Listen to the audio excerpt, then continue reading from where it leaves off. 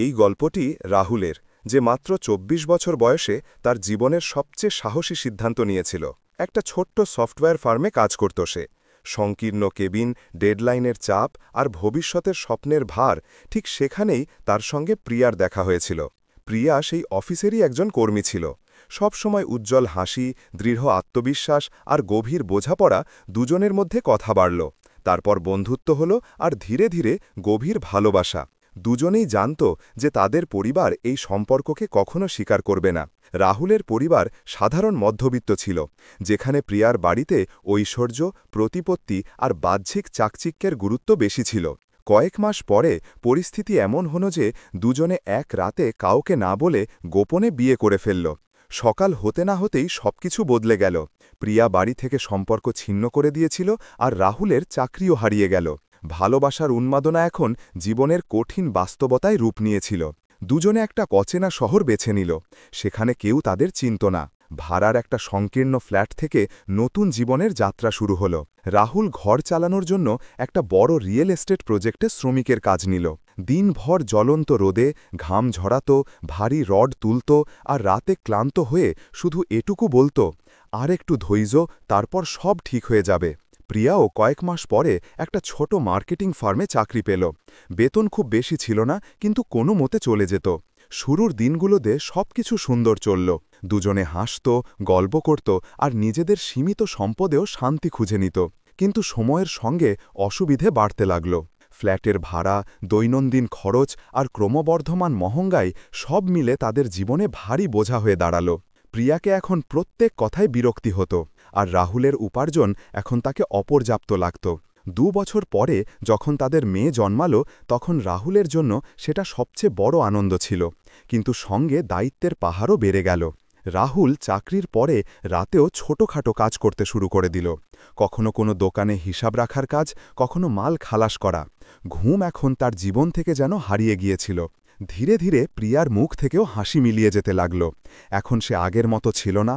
দৈনিক অভিযোগ, কটূক্তি আর ঝগড়া এখন নিত্য নৈমিত্তিক ব্যাপার হয়ে গিয়েছিল। রাহুল প্রত্যেকবার বোঝানোর চেষ্টা করত, কিন্তু পরিস্থিতি আরও জটিল হতে থাকল। যে ফার্মে প্রিয়া কাজ করত, তার মালিক বিবেক ২৮ বছরের যুবক ছিল। উচ্চশিক্ষিত, ধনাঢ্য আর অসাধারণ আত্মবিশ্বাসী। তার কথাবার্তা এমন ছিল যে সবাই তার প্রতি আকৃষ্ট হয়ে যেত। প্রিয়ার সমস্যা দেখে সে মাঝে মধ্যে সাহায্য করত। কখনো অগ্রিম বেতন, কখনো উপহারের নামে প্রিয়াকেও তার কথা ভালো লাগতে লাগল। রাহুলকে এই পরিবর্তনের আভাস পেতে লাগল। সে দেখত যে প্রিয়া সকালে তাড়াতাড়ি বেরোয় আর রাতে দেরি করে ফেরে। বাড়ি এসে কথা বলার ইচ্ছে করত না। মেয়ের কাছে কিছুক্ষণ বসত আর তারপর ফোনে মগ্ন হয়ে যেত। রাহুল ভিতরে ভিতরে ভেঙে পড়তে লাগল। সে ভাবল যে হয়তো এটাও একটা অস্থায়ী পর্যায়, যা কেটে যাবে। এক রাতে রাহুল দেখল যে প্রিয়ার ফোন বারবার বাজছে। স্ক্রিনে লেখা ছিল বিবেক কলিং। রাহুল কিছু বলল না, শুধু নিঃশব্দে ঘুমিয়ে পড়ল। পরের দিন সকালে প্রিয়া বলল যে সে অফিসের কাজে কয়েক দিনের জন্য বাইরে যাচ্ছে। রাহুল শুধু মাথা নাড়ল। ৩ দিন কাটল, তারপর ১ সপ্তাহ, তারপর ১ মাস। প্রিয়া ফিরে এলো না। ফোন বন্ধ, কোনো যোগাযোগ নেই। রাহুল পুলিশেও খবর দিল, কিন্তু কোনো সন্ধান পাওয়া গেল না। ধীরে ধীরে সত্য তার সামনে উন্মোচিত হতে লাগল। প্রিয়া বিবেকের সঙ্গে পালিয়ে গিয়েছিল। রাহুলকে যেন কেউ ভিতর থেকে চূর্ণ করে দিয়েছিল। সে তার সংকীর্ণ ফ্ল্যাটে বসেছিল, মেয়ে কোলে ছিল, আর চোখ থেকে শুধু অশ্রু ঝরছিল। সেই রাতে সে নিজের সঙ্গে শুধু একটা কথা বলল, এখন কারো থেকে কোনো প্রত্যাশা নেই, না কারো থেকে কিছু বলা। এখন শুধু পরিশ্রম আর মেয়ের দেখভাল। পরের দিন থেকেই রাহুল তার মনোযোগ পুরোপুরি কাজে নিয়োজিত করল। সকালে শ্রমিকের কাজ, সন্ধ্যায় অন্য ঠিকাদারদের সঙ্গে ছোটখাটো কাজ, আর রাতে মেয়েকে কোলে নিয়ে পড়াশোনা করানো। এটাই তার দৈনন্দিন রুটিন হয়ে গেল। লোকে তাকে বলতো, তোর বউ তো পালিয়ে গেল, তুই দ্বিতীয় বিয়ে কেন করিস না? রাহুল হেসে বলতো, সে চলে গেল তো কি হয়েছে, আমি এখনও বেঁচে আছি, আর আমাকে শুধু আমার মেয়ের খেয়াল রাখতে হবে। এখন এটাই আমার জীবন। দিন কাটতে লাগল, ব্যথা কমেনি, কিন্তু রাহুলের সংকল্প আরও দৃঢ় হতে থাকল। এখন তার ভিতরে একটা আলাদা জ্বালা ছিল, কিছু হয়ে দেখানোর, নিজের মেয়েকে উন্নত জীবন দেওয়ার, তার ভবিষ্যৎ সুন্দর করার। প্রিয়ার চলে যাওয়ার পরে রাহুলের জীবন যেন স্থবির হয়ে গিয়েছিল। কিন্তু তার কাছে থামার কোনো অধিকার ছিল না, কারণ তার কাঁধে ছোট্ট মেয়ের দায়িত্ব ছিল। প্রত্যেক সকালে সে তার মেয়েকে কোলে তুলত, খাবার খাওয়াত আর নিজে না খেয়ে কাজে বেরিয়ে যেত। জীবন এখন তার জন্য শুধু একটা যুদ্ধক্ষেত্র হয়ে গিয়েছিল, পেট ভরানোর, ভবিষ্যৎ গড়ার আর নিজেকে প্রমাণ করার। রিয়েল এস্টেট সাইটে রাহুল সবচেয়ে অক্লান্ত শ্রমিক বলে পরিচিত হতে লাগল। যেখানে বাকিরা নির্ধারিত সময়ে কাজ শেষ করে বাড়ি চলে যেত, রাহুল সেখানেই থেকে যেত। রাতে ফ্ল্যাট লাইটের আলোয় রড গুনত, সিমেন্টের বস্তা তুলত আর ঠিকাদারকে বলতো, স্যার শুধু আরেকটু কাজ দিন। তার একটাই লক্ষ্য ছিল, মেয়ের জন্য কিছু ভালো করা। দিন সপ্তাহে বদলালো আর সপ্তাহ মাসে। জীবন তাকে বারবার পরীক্ষা করল, কিন্তু সে ভাঙল না। মেয়ে এখন 5 বছরের হয়ে গিয়েছিল। স্কুলে পাঠানো তার জন্য একটা দূরের স্বপ্ন ছিল। অনেকবার টাকা কম পড়ে গেলে সে নিজে অনাহারে থেকে মেয়ের ফি জমা দিত। প্রত্যেকবার যখন মেয়ে স্কুল থেকে এসে বলতো, পাপা আমি প্রথম হয়েছি, তখন তার সব ক্লান্তি উবে যেত। একদিন সাইটে একটা ভয়ানক দুর্ঘটনা হলো। উঁচু থেকে পড়ে যাওয়ার কারণে রাহুলের পায়ে গুরুতর আঘাত লাগল। ডাক্তার বলল, কমপক্ষে 3 মাস বিশ্রাম করতে হবে। 3 মাসের মানে ছিল 3 মাস বিনা আয়। ফ্ল্যাটের ভাড়া, মেয়ের খরচ সব ঝুঁকির মুখে ছিল। সে তার সংকীর্ণ ফ্ল্যাটে শুয়ে ভাবছিল যে এখন কি করবে। বাইরে ঝড়ো বৃষ্টি হচ্ছিল, দেয়াল থেকে পানি ঝরছিল আর তার কাছে খাবারের টাকাও ছিল না। কিন্তু ঠিক সেই মুহূর্তে তার মনে একটা আলোকবর্তিকা জ্বলে উঠল। যদি আমি অন্যের জন্য কাজ করতে পারি, তাহলে নিজের জন্য কেন পারব না? যেই তার পা একটু সুস্থ হল, সে ঠিকাদারদের সঙ্গে আলোচনা শুরু করল। তাকে নির্মাণের প্রত্যেক ক্ষুদ্র বিষয় জানা ছিল, রড থেকে ছাদ পর্যন্ত। সে স্থির করল যে এখন নিজে ঠিকা নেবে। শুরু ছোট ছিল, একটা আবাসন বানানোর কাজ। সে তার বিশ্বস্ত পুরনো সহকর্মীদের সঙ্গে নিল। তারা মিলে সেই প্রজেক্ট সময়মতো আর নিষ্ঠার সঙ্গে সম্পূর্ণ করল। কাজের মান দেখে ক্লায়েন্ট তাকে পরবর্তী কন্ট্রাক্ট দিয়ে দিল। ধীরে ধীরে তার নাম ছড়াতে লাগল। রাহুল তার ছোট টিমকে মেয়ের নামে প্রিয়া কনস্ট্রাকশন নাম দিল। অন্য ঠিকাদাররা বিদ্রুপ করত, বলতো, তোর কোম্পানি কি করতে পারবে? রাহুল হেসে বলতো, কখনো না কখনো আমার নাম সবার উপরে থাকবে। ভাগ্য তার পাশে দাঁড়ালো। একটা প্রভাবশালী ঠিকাদার তার অধ্যবসায় দেখে তাকে সুযোগ দিল। সরকারি আবাসন প্রকল্পের একটা অংশ। রাহুল সেই কাজ এত নিষ্ঠার সঙ্গে সম্পন্ন করল যে স্বয়ং কর্তৃপক্ষ তার কাছে এসে বলল, তোমার মতো ঠিকাদারদেরই দেশের প্রয়োজন। সেই দিনের পর থেকে তাকে পিছনে ফিরে তাকানোর অবকাশই মিলল না। যে লোকটা কখনো রড তুলত, এখন ঠিকায় বহুতল বানাচ্ছে। তার কোম্পানি ধীরে ধীরে বিশ্বাসের প্রতীক হয়ে উঠল। মেয়ে এখন 10 বছরের ছিল। স্কুলে তার ফলাফল অসাধারণ ছিল। সে সবসময় তার পাপার অফিসে আসত, ব্লুপ্রিন্ট দেখত আর বলতো, পাপা একদিন আমি তোমার পাশে দাঁড়াব। রাহুল বলতো, তুই আমার শক্তি বেটি, তুই যা হতে চাইবি আমি সেটা বানাবো। কিন্তু জীবন আর একটা কঠিন পরীক্ষা রেখেছিল। এক রাতে যখন রাহুল তার নতুন প্রকল্পের নথি পরীক্ষা করছিল, তখন তাকে সংবাদ এলো যে স্টার্টআপে সে তার জমানো পুঁজি বিনিয়োগ করেছিল, তার শেয়ার হঠাৎ আকাশ ছোঁয়া হয়ে গেল। কয়েকদিনের মধ্যে তার লাখ টাকার মূল্য কোটিতে রূপান্তরিত হল। রাহুলের কাছে কোটি টাকা ছিল, কিন্তু তার মুখে এখনও আগের সেই সরলতা ছিল। সে সেই অর্থে তার পুরনো ফ্ল্যাটের কাছে একটা আধুনিক অফিস খুলল, যন্ত্রপাতি কিনল আর কাজের পরিসর বিস্তার করল। এখন সে শ্রমিকদের নিয়োগ দিত আর প্রত্যেককে শুধু এটুকু বলতো, আমি তোমাদের মতোই ছিলাম, পার্থক্য শুধু এটুকু যে আমি হাল ছাড়িনি। ধীরে ধীরে প্রিয়া কনস্ট্রাকশন শহরের সবচেয়ে নির্ভরযোগ্য কোম্পানিগুলোর মধ্যে স্থান করে নিল। রাহুলকে এখন স্বীকৃতি মিলতে লাগল, সংবাদপত্রে নাম, মানুষের মুখে মুখে তার কথা। কিন্তু তার অন্তরে এখনও সেই রাহুল ছিল যে মাটির সঙ্গে অঙ্গাঅঙ্গী। রাতে যখন সে তার পুরনো ফ্ল্যাটের পাশ দিয়ে যেত, তখন কিছুক্ষণ থেমে ছাদের দিকে তাকাত। সেই স্থান যেখানে সে ক্ষুধা, যন্ত্রণা আর নিঃসঙ্গতা সহ্য করেছিল। সে মৃদু হাসির সঙ্গে বলতো, দেখ আমি করে দেখিয়েছি। এখন তার স্বপ্ন শুধু নিজের মেয়ের জন্য ছিল না। এখন সে চাইত যে তার মতো আরও মানুষ উঠে দাঁড়াক, যারা জীবনের কাছে পরাজয় স্বীকার না করে জীবনকে বদলে দেওয়ার সংগ্রাম করে। এখন সেই সময় অতীত হয়ে গিয়েছিল যখন সে পুরনো রাহুল ছিল, যে শ্রমিকের কাজ করে সংসার চালাত। আজ দেশের দ্রুততম উন্নয়নশীল নির্মাণ কোম্পানি প্রিয়া কনস্ট্রাকশনের কর্ণধার ছিল। উঁচু বহুতল, মেগা প্রকল্প, মিডিয়ায় আলোচনা, সব তার অক্লান্ত পরিশ্রমের ফসল। তার অফিসে এখন শতাধিক কর্মী কাজ করত। সকাল থেকে রাত পর্যন্ত নথির শব্দ, যন্ত্রের গর্জন আর সাইটে রাহুলের উপস্থিতি তার পরিচয় হয়ে উঠেছিল। কিন্তু সবচেয়ে গুরুত্বপূর্ণ বিষয় এটা যে এখন তার কাছে একটা অর্থপূর্ণ উদ্দেশ্য ছিল।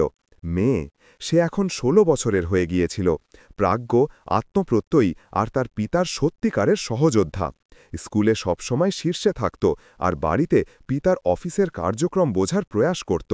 যখন সে ব্লুপ্রিন্ট দেখত বা সাইটে যেত, তখন সব কর্মী হেসে বলত, ছোট ম্যাডাম এসেছে। রাহুলকে এটা শুনতে ভালো লাগত। এখন তার দিনগুলো মেয়ের স্বপ্ন আর কর্মব্যস্ততায় অতিবাহিত হতো। কিন্তু প্রতি রাতে সে স্রষ্টাকে কৃতজ্ঞতা জানাত যে তিনিই তাকে ডানা মেলার শক্তি দিয়েছিলেন। একদিন মিডিয়া রাহুলের ওপর একটা ডকুমেন্টারি তৈরি করল, রড থেকে এম্পায়ার পর্যন্ত। তাতে রাহুল বলল, যদি কেউ তোমাকে পরিত্যাগ করে তাহলে এটাকে নিজের পরাজয় মনে করো না। কখনো কখনো সেই ঘটনাই তোমাকে তোমার আসল পরিচয়ের সঙ্গে মিলিয়ে দেয়। মানুষ তার বার্তা শুনল আর তার জীবন কাহিনী লাখো হৃদয়ে ছড়িয়ে পড়ল। কিন্তু সময় কখনো স্থির থাকে না। এক দুপুরে রাহুলের অফিসে তার সহকারী এসে বলল, স্যার, কেউ আপনার সঙ্গে সাক্ষাৎ করতে চায়, বলছে পুরনো পরিচিত। রাহুল বলল, নাম বলো। সে বলল, প্রিয়া। নাম শুনে রাহুল কিছুক্ষণের জন্য স্তব্ধ হয়ে গেল। সেই কণ্ঠস্বর শোনার বছর পার হয়ে গিয়েছিল। সে বলল, তাকে ডেকে আনো। দরজা খুলতেই সেই পরিচিত মুখ, কিন্তু এখন আগের উজ্জ্বলতা নেই। চোখের নিচে ক্লান্তির ছায়া, মুখ বিবর্ণ। প্রিয়া ধীর পায়ে ঘরে প্রবেশ করল। রাহুলকে দেখল আর বলল, তুমি অনেক বদলে গেছ।